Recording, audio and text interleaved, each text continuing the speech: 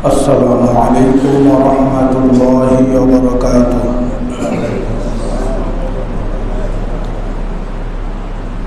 الحمد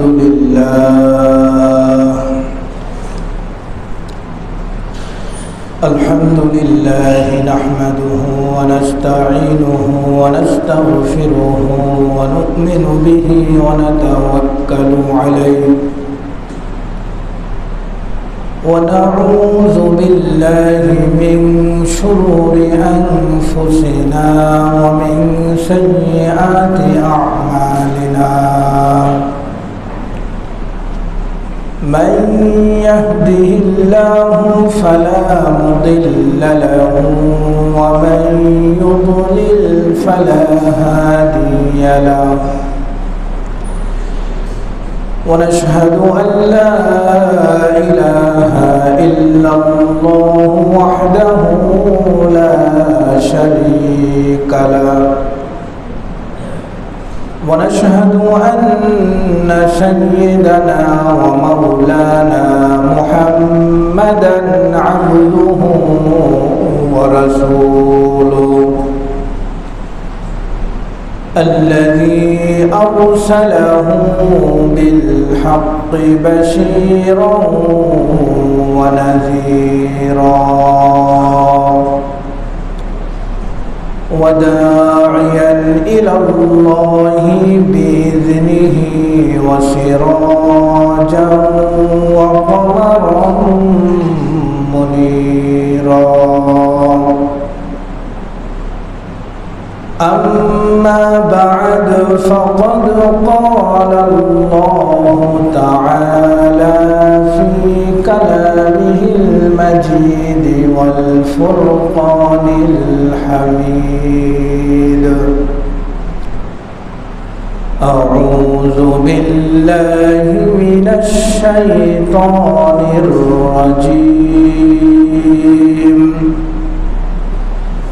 بسم الله الرحمن الرحيم. إن عدة الشهور عند الله 12 شهرا في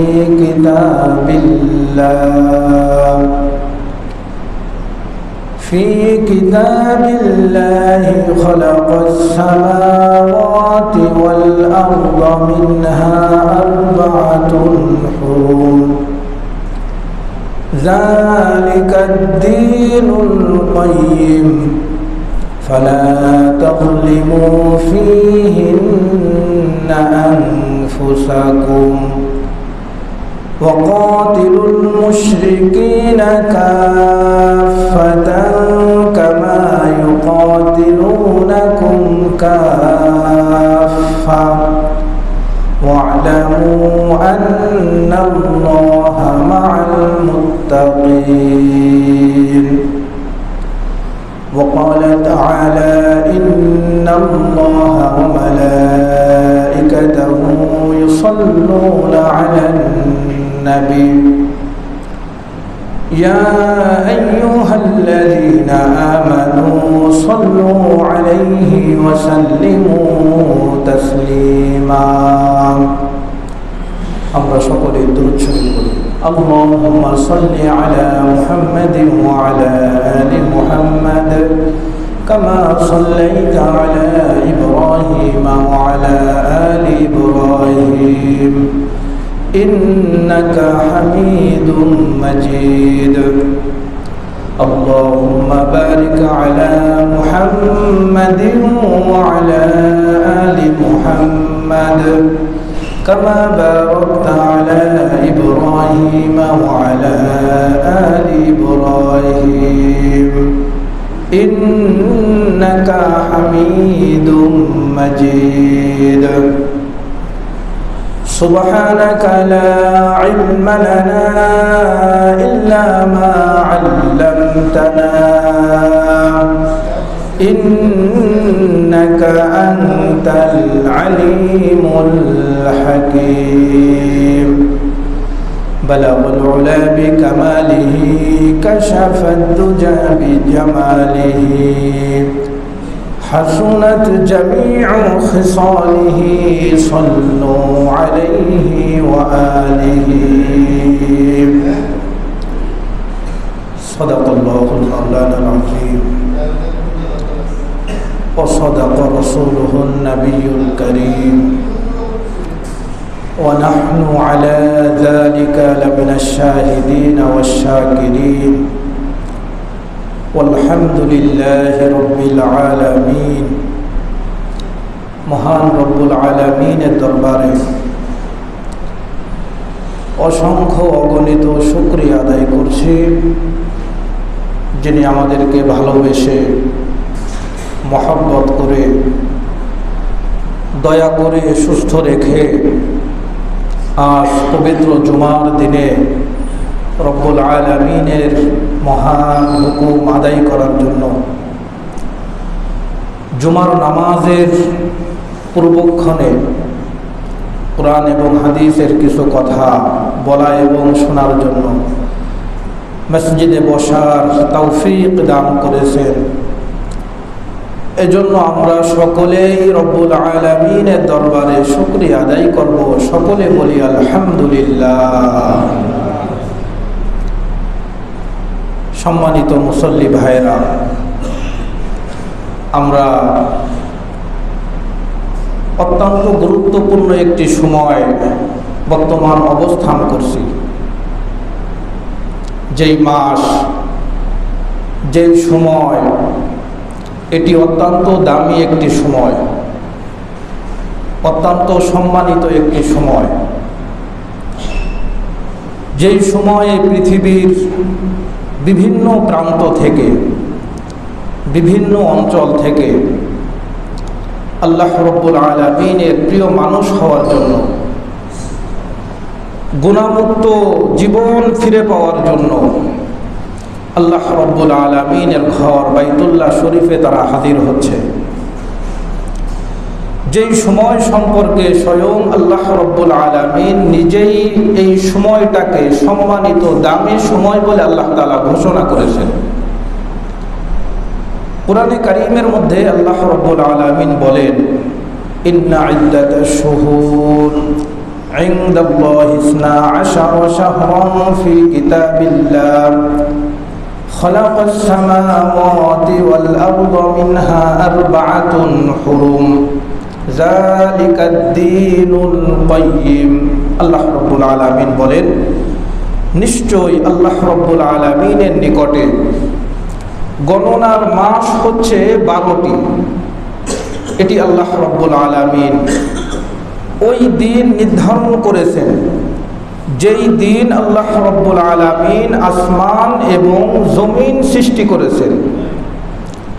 তাহলে পৃথিবীর শুরু দিন থেকে যেই দিনে আল্লাহ রব্বুল আলামিন আসমান জমিন বানিয়েছেন, ঠিক ওই দিনেই আল্লাহ রব্বুল আলামিন মানুষের গণনার যেই মাস রয়েছে, এই গণনার মাসকে আল্লাহ রব্বুল আলামিন 12টি মাস বলে আল্লাহ তাআলা উল্লেখ করেছেন।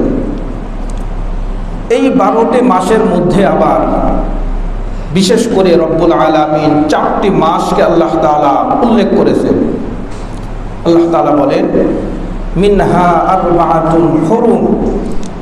এই 12টি মাসের মধ্যে 4টি মাস রয়েছে। এই 4টি মাস আল্লাহ রব্বুল আলামিনের নিকটে দামি এবং সম্মানিত মাস। সুবহানাল্লাহ। এই 4টি মাসের একটি মাস আমরা বর্তমান যেই মাসে রয়েছি, হজের মাস।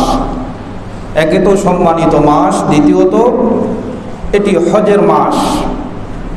জিলকদ, জিলহজ, মুহররম, রজব, এই 4টি মাস সম্পর্কে আল্লাহ রব্বুল আলামিন বলেছেন যে এই 4টি মাস হচ্ছে আমি রব্বুল আলামিনের নিকটে সম্মানিত, বড় দামি মাস, বড় সম্মানিত মাস।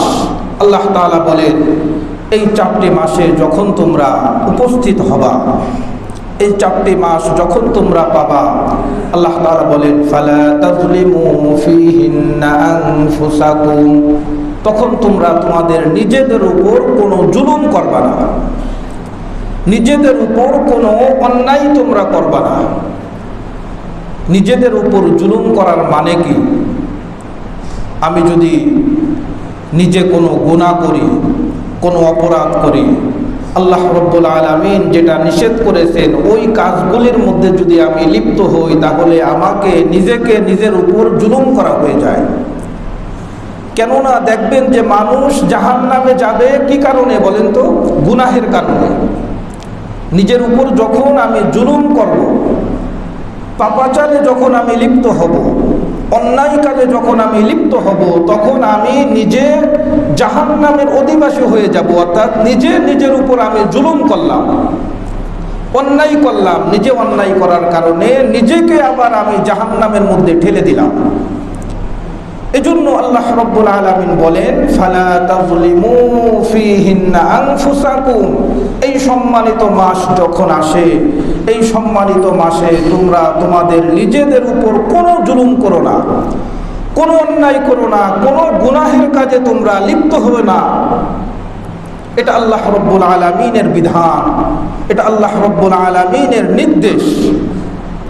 দেখেন, যেই মাসগুলি দামি, যেই সময়গুলি দামি, যেই জায়গাগুলি দামি, এই দামি জায়গায় যদি কেউ নেক আমল করে, নেক কাজ করে, তাহলে ওই নেক কাজটা আল্লাহ রাব্বুল আলামিন দামি বানিয়ে দেন। দামি জায়গায়, দামি সময়ে, দামি স্থানে যদি কেউ কোনো নেক আমল করে, তাহলে ওই নেক আমলের সম্মান আল্লাহ তাআলা কি করেন? বাড়িয়ে দেন। আল্লাহ তাআলা তার মর্যাদাকে বুলন্দ করে দেন। যেমন ধরেন, পৃথিবীর সবথেকে দামি জায়গা, সবথেকে সম্মানিত জায়গা, যেখানে আল্লাহ রাব্বুল আলামিনের ঘর অবস্থিত, যেটা মক্কা শরীফে কাবা ঘর যেখানে অবস্থিত, ওই জায়গায় এক ওয়াক্ত নামাজ পড়লে কত রাকাত নামাজের সওয়াব দেন আল্লাহ তাআলা বলেন তো? 1,00,000 রাকাত নামাজের সওয়াব আল্লাহ তাআলা বান্দার আমল নামায় দান করেন। কেননা ওই জায়গাটার দাম অনেক বেশি, সম্মান অনেক বেশি। যেমন লাইলাতুল কদরের রাত রয়েছে, দামি রাত, সম্মানিত রাত। এই একটা রাত, একটা রাতের ইবাদত কত রাতের ইবাদতের সমান বলেন তো? 1000 মাস ইবাদত করলে যেই পরিমাণ সওয়াব আল্লাহ তাআলা, তার থেকে আরো বেশি সওয়াব বান্দাকে দান করেন। এইরকম ভাবে যদি আমি বলি যে দামি জায়গা, দামি সময় যখন আসে, তখন ওই সময়ের ইবাদতগুলি আল্লাহ তাআলা বেশি পছন্দ করেন। তার মর্যাদাকে, তার সম্মানকে আল্লাহ রাব্বুল আলামিন বহু গুণে বাড়িয়ে দেন। আর যদি ওই দামি সময়, সম্মানিত জায়গায় যদি কেউ কোনো গুনাহের কাজ করে, তাহলে আল্লাহ রাব্বুল আলামিন ওই বান্দাকে শাস্তিও আল্লাহ তাআলা বেশি দান করবেন। কারণ স্বাভাবিক জায়গায়, স্বাভাবিক সময় একটা গুনাহ করলে যেই পরিমাণ অপরাধ হয়, দামি জায়গায়, দামি সময় একটা গুনাহ করলে স্বাভাবিক অপরাধ বলে গণ্য হয় না, বরং ওই অপরাধটা আরো জঘন্যতম অপরাধ হিসেবে গণ্য হয়ে যায়। যেমন যদি বলি যে মসজিদের ভিতরে একটা অন্যায় কাজ করা, একটা গুনাহের কাজ করা, আর বাহিরে অন্য একটা গুনাহের কাজ করা, এই দুইটা গুনাহ কিন্তু সমান হয় না। যদিও গুনার ধরন একই রকম, বাহিরে করলে তার শাস্তি একরকম হয়, আর ভিতরে এসে মসজিদের দামি জায়গায় এসে ওই গুনাহটা করলে তার শাস্তিটা আরো বড় জঘন্য হয়ে যায়। এজন্য আল্লাহ রাব্বুল আলামিন যেই 4টি মাসকে সম্মানিত মাস বলে ঘোষণা করেছেন, এই 4টি মাসে যদি আমি নেক আমল করি, ভালো কাজ করি, যদি আমি নেক আমলের মধ্য দিয়ে আমার সময়টাকে কাটাই, তাহলে আল্লাহ রাব্বুল আলামিন আমার মর্যাদাকে বাড়িয়ে দিবেন। আর যদি আমি গুনাহের কাজে লিপ্ত হই, অন্যায় কাজে লিপ্ত হই, তাহলে আল্লাহ রাব্বুল আলামিনের পক্ষ থেকে কঠিন আযাব আমাকে পাকড়াও করবে, কঠিন আযাব আমার জন্য আল্লাহ রাব্বুল আলামিন নির্ধারণ করবে।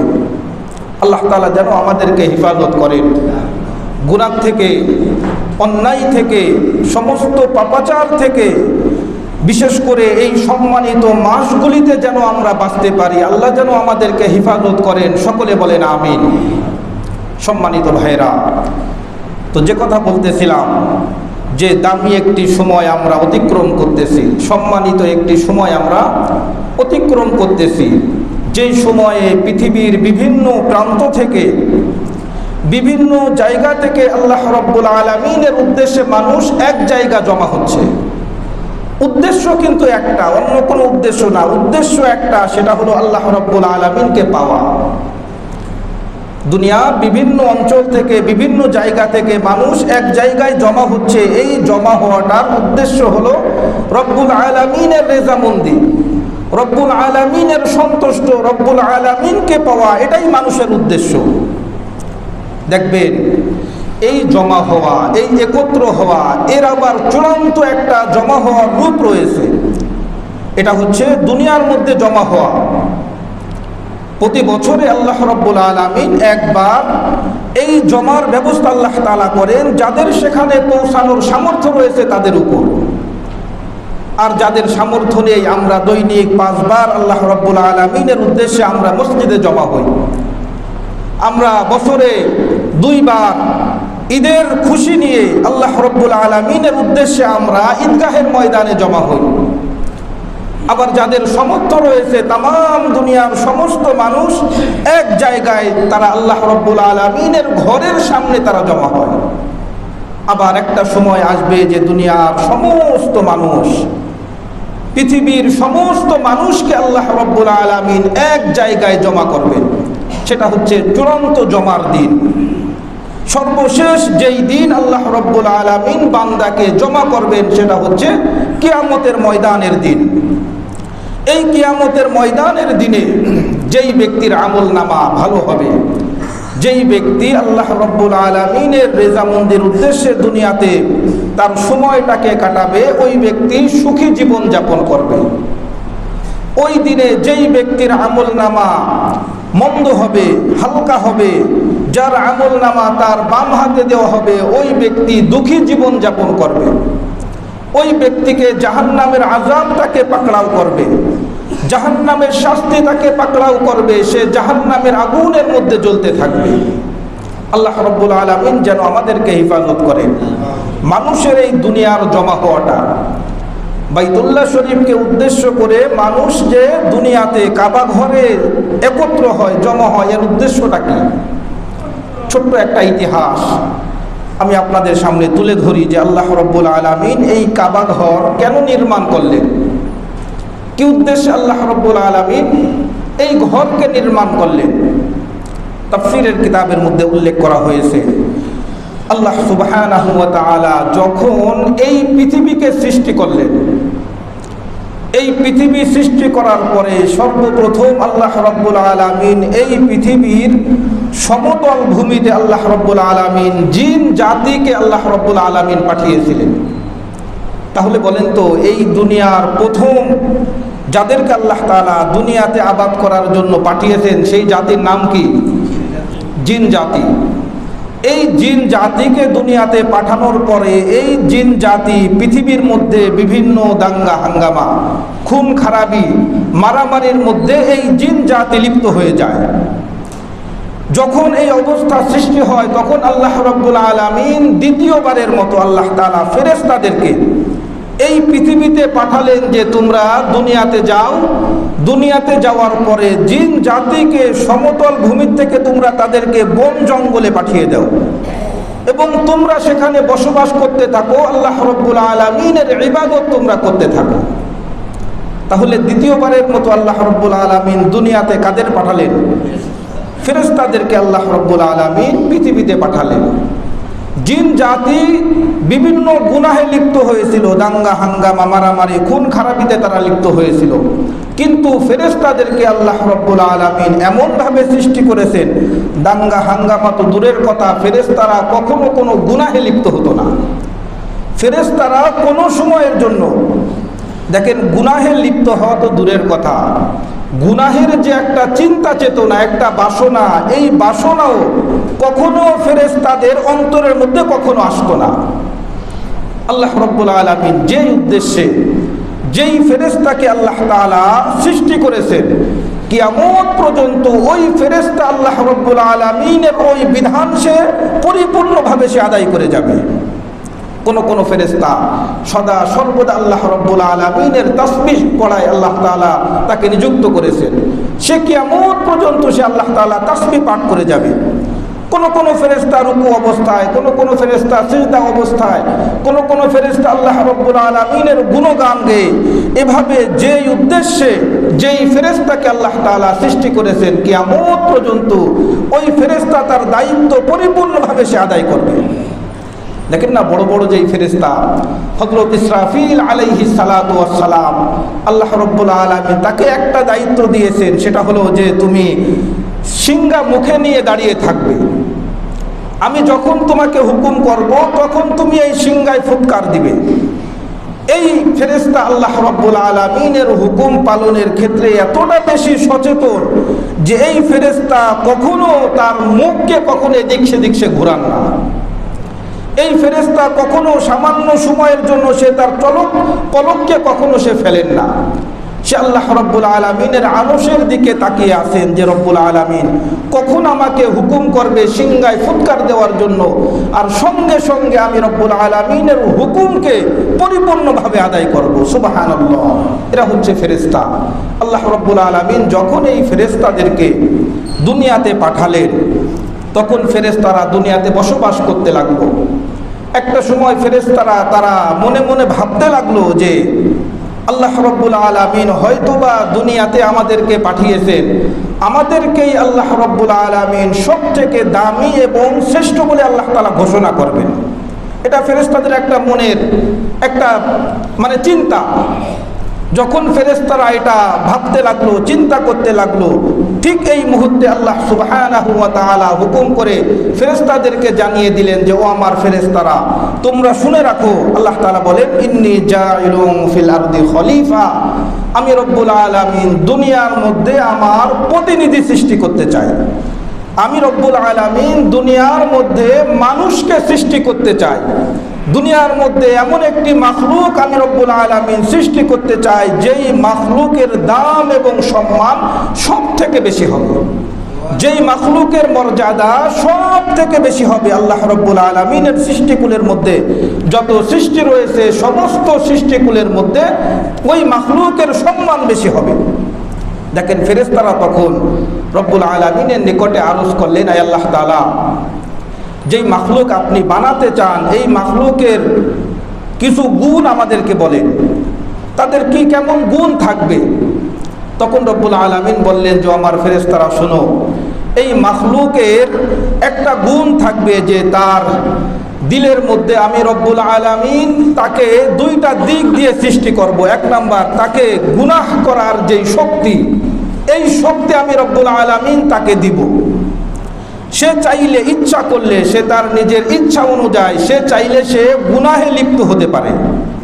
এমনকি যেই বান্দা গুনাহে লিপ্ত হবে, গুনাহে লিপ্ত হয়ে একটা সময় এই বান্দা মানুষ থেকে আরো বেশি নিকৃষ্ট হয়ে যেতে পারে।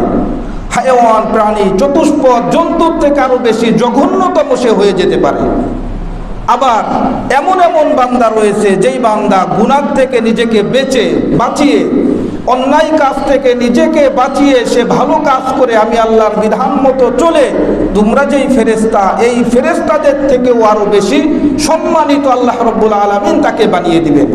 আরো বেশি সম্মানিত হয়ে, দামি হয়ে তারা আমি রব্বুল আলামিনের নিকটে আসবে।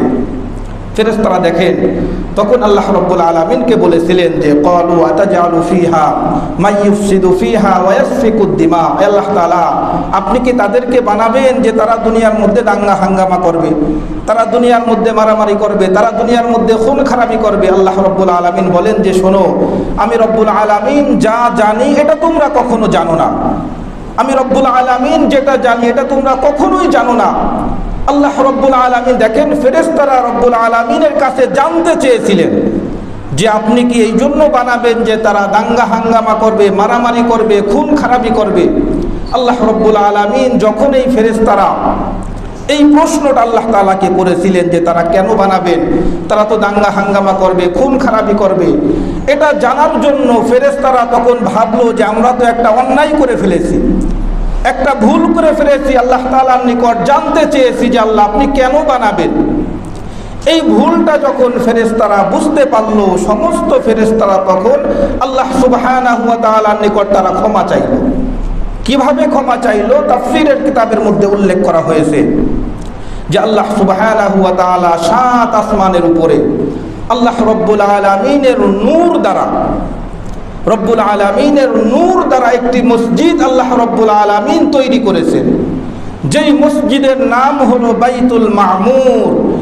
এই মসজিদের চতুর্দিক দিয়ে এই ফেরেশতারা তওয়াফ করেছিল। তওয়াফ করার পরে রব্বুল আলামিনের নিকটে এই তওয়াফের ওসিলা দিয়ে, যাই রব্বুল আলামিন আমরা একটা প্রশ্ন আপনাকে করেছি, একটা ভুল আমরা করেছি, রব্বুল আলামিন এই তওয়াফকে ওসিলা করে মেহেরবানি করে দয়া করে আপনি আমাদেরকে মাফ করে দেন। এই আরজ করেছিল কে বলেন তো? কারা? ফেরেশতারা আরজ করেছিল। আল্লাহ রব্বুল আলামিন বললেন যে আমার ফেরেশতারা, তোমরা কোনো ভুল করনি, তোমরা তো জানতে চেয়েছো, জানাটা কোনো ভুল না। তবে হ্যাঁ, শুনে রাখো, আল্লাহ রব্বুল আলামিন যেই মাখলুককে দুনিয়াতে পাঠাবেন, যেই মানুষকে আল্লাহ রব্বুল আলামিন পৃথিবীতে পাঠাবেন, এই মানুষদের গুনাহ করার শক্তি থাকবে, গুনাহ করার ইচ্ছা থাকবে। আর দুনিয়া এমন একটি জায়গা, যেই জায়গায় গুনাহ করার পরিবেশও রয়েছে। সুতরাং আল্লাহ রব্বুল আলামিন ফেরেশতাদেরকে হুকুম করলেন যে তোমরা দুনিয়াতে যাও। দুনিয়াতে যাওয়ার পরে আমার ঘর বাইতুল মামুর থেকে সোজা পৃথিবীর বুকে যেই মাটি রয়েছে, যেই সমতল ভূমি রয়েছে, এই সমতল ভূমিতে তোমরা একটা ঘর নির্মাণ করো। এই ঘর তোমরা এই উদ্দেশ্যে নির্মাণ করবা, যেই সমস্ত মানুষেরা দুনিয়াতে যাওয়ার পরে ভুলে, যেই সমস্ত মানুষেরা কোনো অন্যায় করবে, কোনো গুনাহে লিপ্ত হবে, গুনাহে লিপ্ত হওয়ার পরে এই মানুষগুলা এই ঘরে আসবে।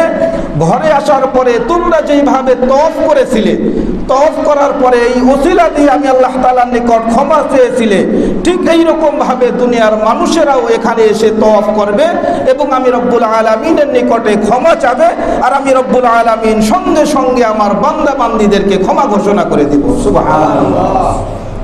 আল্লাহ রব্বুল আলামিন কোরআনে কারীমের মধ্যে ঘোষণা করে বলে দিলেন, ইন্না আউওয়ালা বাইতি উদিআ লিন-নাস লাল্লাযী বিবাক্কাতা মুবারাকান ওয়া হুদাল লিল আলামিন। দুনিয়ার বুকে সর্বপ্রথম যেই ঘর, পৃথিবীর বুকে সর্বপ্রথম যেই ঘর, সেই ঘরটা হচ্ছে বাক্কায় অবস্থিত, মক্কায় অবস্থিত, যেটা হচ্ছে বাইতুল্লাহ শরীফ।